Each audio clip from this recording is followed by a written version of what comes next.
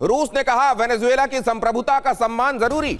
Moscow ने Delsey को अंतरिम राष्ट्रपति के रूप में किया स्वीकार। समस्या का समाधान बातचीत और शांति से होना चाहिए। रूस ने कहा वेनेजुएला को आवश्यक समर्थन देने के लिए रूस तैयार। अगली खबर भी देख लीजिए। चीन को अमेरिका के साथ कानूनी जंग का ऐलान। कानूनों के जरिए की जाएगी आर्थिक हितों की रक्षा। चीन अपनी सुरक्षा के लिए अंतर्राष्ट्रीय कानूनी कार्रवाई करेगा। अमेरिका दुनिया का दादा बनने की कोशिश न करे। चीन ने कहा सभी देशों की स्वतंत्रता और कानून का पालन जरूरी है। चीन से सीधे पंगा लेने की कोशिश करता भी नहीं है यूनाइटेड स्टेट्स। और यूरोप भी इस बात को बहुत अच्छे से समझने लगा है कि असल में खाता ना बही, जो ट्रंप कहे वो सही। सिर्फ यही नियम चल रहा है पूरी दुनिया में। ब्रजेश जी, क्या यूरोप में ये बात सिंक इन कर गई है? क्या ये फीलिंग ये अब म्यूचुअल है वहां? धन्यवाद। मैं एक अपने हिंदुस्तान में एक बहुत अच्छी सी कहावत है, मैं नाम तो नहीं लूँगा, कि ऐसा कोई सगा नहीं जिसको यूएस ने ठगा नहीं। ठीक है, तो अब की बारी, अब यूरोप की बारी है। आते हैं जो ट्रंप का स्टेटमेंट था ग्रीनलैंड को लेकर के। देखिए, पहली बार यूएस गवर्नमेंट नहीं कर रही है। जब वो इराक पर अटैक किए थे तब भी उनका स्टेटमेंट नहीं था। वो बहुत पहले से इसको ऑलवेज कहते हैं कि ग्रीनलैंड यूएस का पार्ट है, और उनके पास एक जेन्युइन, उनके हिसाब से एक जेन्युइन रीजन होता है कि good space for the Russia and China to attack the America पर missile state something like that. अब इस पर यूरोप ने क्या बोला? यूरोप ने एक जॉइंट स्टेटमेंट डाला। उसमें यूके भी था, फ्रांस था, जर्मनी था, एंड जो यूरोप के मेन कंट्रीज, उन्होंने स्टेटमेंट दिया कि Greenland always part of the Denmark. ठीक है, इसमें रशिया का, इसमें यूएस का कोई इंटरफेरेंस नहीं है, एंड इनको single inch we are not going to compromise. अब प्रॉब्लम क्या है नाटो के लिए? जब अदर कंट्री के साथ कुछ होता है then they are silent. India के साथ कुछ हुआ, अमेरिका कुछ बोल रहा है, देन ऐसा नहीं होना चाहिए, ऐसा नहीं होना चाहिए, they are giving statement. So now the US have a chance. अब उन्होंने उनके बारे में बोला है, और definitely means NATO is worry. ऐसा नहीं कि वो अमेरिका ने एक स्टेटमेंट दिया एंड उन्होंने एक ज्वाइंट स्टेटमेंट पास कर दिया, ऐसा नहीं है। Of course they are worry. तो सर अब ये दुनिया में महसूस किया जाने लगा है कि अगर किसी के समय में कोई चुप है तो कभी ना कभी उसकी बारी भी आएगी। Of course, they are ready to pay. It's normal. It's not like that. आते हैं अब ईरान पे। मैं काफी देर से देख रहा था, जितने पैनलिस्ट उन्होंने काफी अच्छा बोला। ठीक है, मेरा उसमें दो कंसर्न था। जब ईरान में बुर्का प्रोटेस्ट हुआ था तो उसको फोर्सली दबाया गया। ठीक है, लेकिन बाद में इजराइल से जो इनका अटैक हुआ, मैं वहां पे देख रहा था, वहां पे दो बिगर प्रॉब्लम आया after the war with in Israel and Iran. एक तो cost of living and financial collapse बहुत ज्यादा ईरान में हुई। उस टॉपिक को कोई हाईलाइट नहीं कर रहा है। ठीक है, आप अच्छा सर, लेकिन एक चीज देख रहे हैं आप, एक चीज देखिए आप, जिसके पास परमाणु हथियार नहीं है उसके घर में कभी भी घुस के उसके राष्ट्राध्यक्ष को उठा के ले जाएंगे, और जिसके पास परमाणु हथियार नहीं है अगर वो थ्रेट परसीव कर रहा है, परमाणु हथियार बनाने की कोशिश कर रहा है, नहीं तुम हमसे पूछकर परमाणु हथियार बनाओगे, तुमको नहीं बनाने देंगे, वरना सैंक्शंस लगाएंगे। सैंक्शंस लगाएंगे, तुम्हारे यहां जब स्थितियां चरमरा जाएंगी, तुम्हारे नागरिक त्राहिमाम करने लगेंगे, महंगाई बढ़ जाएगी, तो तुम दोषी हो, तुम्हारा तख्ता पलट करवाएंगे। हद हो गई यार, ये तो हद हो गई। सर मैं अगली खबर बता दूं, उसके बाद आ रहा हूं। वेनेजुएला के बाद कोलंबिया पर ट्रंप की नजर। कोलंबिया के राष्ट्रपति की ट्रंप को सीधी ललकार। दम है तो मुझे उठाकर दिखाओ। Gustavo petro.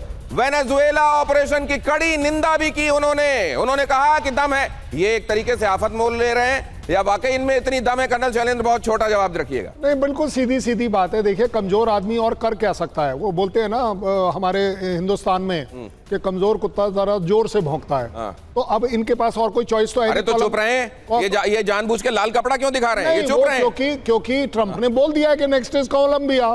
पूरी दुनिया इसके ऊपर बात कर रही है, तो अब उनको अपना एक ब्रेव फ्रंट तो दिखाना ही है। तो ये नहीं जी मुझे करके दिखाएं। ये आपका कहा हुआ जब आपके लिए बड़ी मुसीबत आने वाले दिनों में। अब जरा ये देखिए, कोलंबियाई राष्ट्रपति के बयान के मायने भी जरा समझिए। अमेरिकी दबाव नहीं चलेगा, ये बात स्पष्ट कर दी गई। अमेरिकी दबाव नहीं चलेगा, कम से कम अपने बयानों में तो हम ये नहीं दिखाएंगे कि हम कमजोर हैं। राष्ट्रीय संप्रभुता भी उसमें दिखाई जाएगी कि हम एक सॉवरेन कंट्री हैं, हमको लेकर आप यूं बयान नहीं दे सकते। जनता को संदेश देने की कोशिश कि हम मजबूत हैं, हम झुकने वाले नहीं हैं, चिंता मत कीजिए, हमारा मादुरो नहीं होगा। और लैटिन अमेरिका में ट्रंप के दबदबे को चुनौती देना भी इसका मकसद है। मादुरो ने भी ऐसे ही ट्रंप को चुनौती दी थी। हालांकि इस बात को भी ध्यान रखिए, मादुरो ने भी ट्रंप से कहा था दम है तो पकड़ लो, और आखिरकार अमेरिका ने मादुरो को उठा लिया था। कोलंबिया को भी ट्रंप ने चुनौती दी थी, और अब कोलंबिया के राष्ट्रपति की तरफ से यह बयान आया है। तो बहुत सारे लोग ये भी कह रहे हैं कि कहीं इन दोनों को, मादुरो को और कोलंबियन प्रेसिडेंट को, कहीं ऐसा तो नहीं था सेफ पैसे चाहिए था निकलने के लिए? वैसे भी चाह रहे थे, और चाह रहे थे कि अमेरिका के विमानों में निकल जाते हैं, इसलिए चुनौती दे दी। बहरहाल ये लाइटर नोट पर है। लेकिन अब मैं जरा हैदर हयात खान साहब के पास भी जाऊंगा। हैदर हयात खान साहब, कैसा दिखाई दे रहा है अमेरिका और अमेरिका के साथ पाकिस्तान का सिलसिला आपको इस वक्त? वारा पूछो ना उसको तो। बिस्मिल्लाहिर्रहमानिर्रहीम, बहुत शुक्रिया आपका। दिनेश, किस पर्सपेक्टिव में आप अमेरिका और पाकिस्तान के सिलसिले की बात कर रहे हैं? जियोपॉलिटिक्स जिसकी चर्चा कर रहा हूं मैं, जहां पर यह बताया जाता है कि सारी सॉवरेन कंट्री, आपके यहां भी देखिए ना, एबटाबाद तो आपको याद होगा।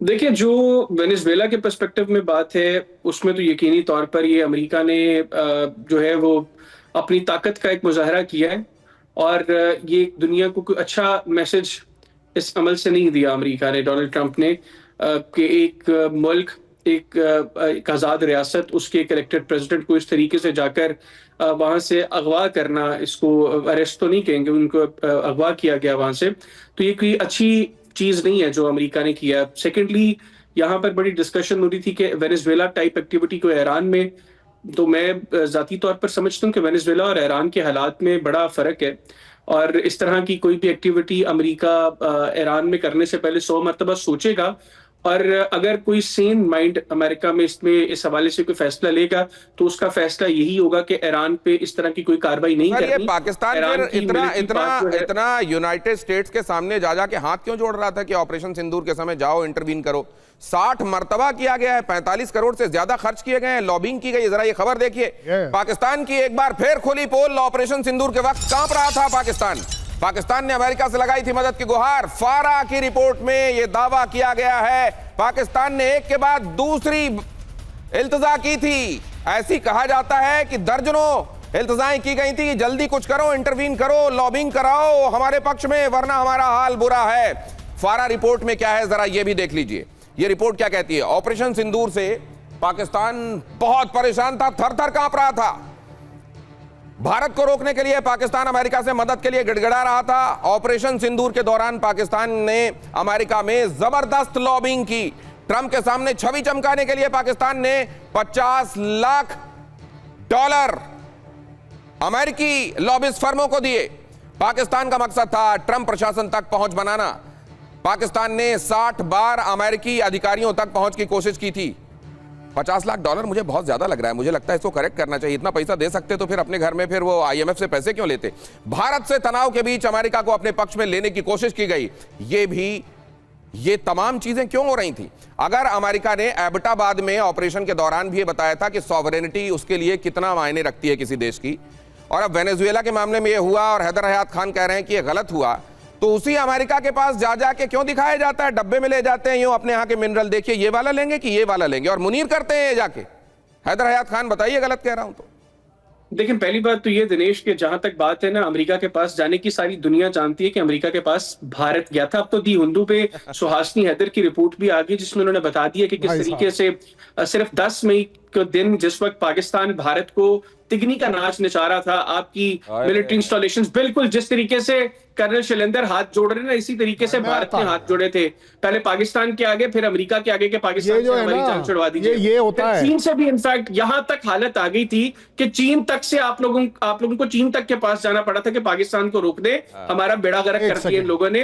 और अब जो लॉबिंग फर्म्स है, मुझे अंदाजा था कि आप लोग इस तरह का मंजन जो है वो लाजमी बेचेंगे, क्योंकि अब लॉबिंग चमका लीजिए फिर। आपके चैनल्स रिपोर्ट कर रहे हैं, बहुत बुरा हाल होता जा रहा है। नकाब उतरता है तो दांत और खुलकर सामने आ जाते हैं।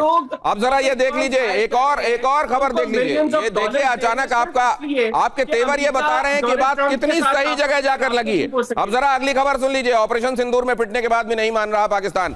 DGISPR कई बार अपना मुजाहरा कर चुके हैं कि कितना वो आर्मी को रिप्रेजेंट करने वाले प्रवक्ता के तौर पर बोलते हैं और कितना सड़क छाप आदमी के तौर पर। आज उन्होंने फिर कुछ कहा है। अहमद शरीफ चौधरी का बयान, जहां से भी आना हो आओ, इधर से आ जाओ या उधर से आ जाओ, मजा ना करा दिया तो पैसे वापस। बताइए, ये लैंग्वेज है इनकी? ये क्या भाषा है कर्नल शैलेंद्र? और कभी ये पत्रकार को देखकर अपनी आंख चला देते हैं, कभी ये आगे से आ जाओ, इधर से आ जाओ, पीछे से आ जाओ, मजा ना करा दिया पैसे वापस। ये क्या लैंग्वेज है? सर, मुझे 10 सेकंड एक्स्ट्रा चाहिए क्योंकि मेरे ऊपर उधार रह जाएगा नहीं तो। ऑफिशियली पाकिस्तान ने अभी तक वेनेजुएला इंसिडेंट्स के ऊपर कंडेम क्यों नहीं किया? पहली बात, हयात साहब कह लें कोई बड़ी बात नहीं है, लेकिन मैं उनसे पूछा हूं उसकी कंट्री ने क्यों नहीं किया। उससे भी बड़ी बात, हम अगर US के पास गए थे तो आपका प्राइम मिनिस्टर क्यों बोल रहा है कि वो गया था? आप झूठ बोल रहे हैं, इसका मतलब आपका ऑफिशियल स्पोक्समैन क्यों बोल रहा है कि हाँ चाइना ने हमारी इसके बीच में वो कराई है मदद? तो आप जरा बोलने से पहले अपने ऑफिशियल स्टैंड के ऊपर जरूर देख लें। अरे जनाब, मैं आपके बीच में नहीं बोला ना, मैं आपके बीच में नहीं बोला ना, मैंने नहीं बोला ना उस समय। हयात आप अपने कंट्री को लेट डाउन कर रहे हो। आप बता रहे हो कि आप कितने इनएक्सपीरियंस हो। आप किसी चैनल पर बैठकर कंडक्ट जो आपका है वो पाकिस्तानी कंडक्ट आ रहा है। आपके बीच में जब मैं नहीं बोला तो अब आप क्यों बोलेंगे? और आपको क्या लग रहा है मैं बोलने दूंगा? अगर मैंने आवाज उठानी शुरू कर दी आपकी तरह तो आप वहां बैठ नहीं पाएंगे, ये आपको भी पता है। ज्यादा बड़ी बात है चौधरी बदमाश चौधरी ने क्या कहा? कमेंट देखो, फिर वही वाली बात आ जाएगी, मैं नहीं बोलने दूंगा, ये मेरा चांस है। आपके बदमाश चौधरी ने क्या कहा? मजा दिला देगा। ये लैंग्वेज है, ये ऑफिशियल लैंग्वेज है एक प्रेस कॉन्फ्रेंस की कि वो मजे दिलाएगा। And I am sure Pakistan में मजे कैसे लिए जाते हैं उसको ज्यादा अच्छा पता है। वजूद मिटा देगा। भाई वजूद एक बार 71 में मिट तो गया, अब क्या एक और चाहते हो? क्यों बैठे बिठाए पंगा ले रहे हो? मैं तो वो कोलंबियन प्रेसिडेंट को भी बोल रहा हूं कि तू मत बोल, बैठे बिठाए एक पंगा और ले रहा है कि चलो जी मुझे लेकर दिखाओ। ऐसे ही आपका बदमाश चौधरी बोल रहा है कि नहीं जी वजूद मिटा देंगे। ये हमारे एक और बात लग रही है, बड़ी अहम बात कि मैं फिर से बताऊं, IMF से जो पैसा आता है वो फिर क्या इधर से घूमकर वो देखिए किस तरीके से लॉबिंग फर्म के पास जाता है। जरा ये खबर भी देख लीजिए। ग्रीनलैंड पर किसी वक्त अमेरिका हमला कर सकता है। व्हाइट हाउस में ग्रीनलैंड पर 6 जनवरी को बैठक हुई। मीटिंग में ग्रीनलैंड को कब्जे में लेने का फैसला, जरूरत पड़ने पर सैन्य एक्शन के लिए भी तैयार हैं डोनाल्ड ट्रंप। अमेरिका की तैयारी से अलर्ट मोड में है नेटो।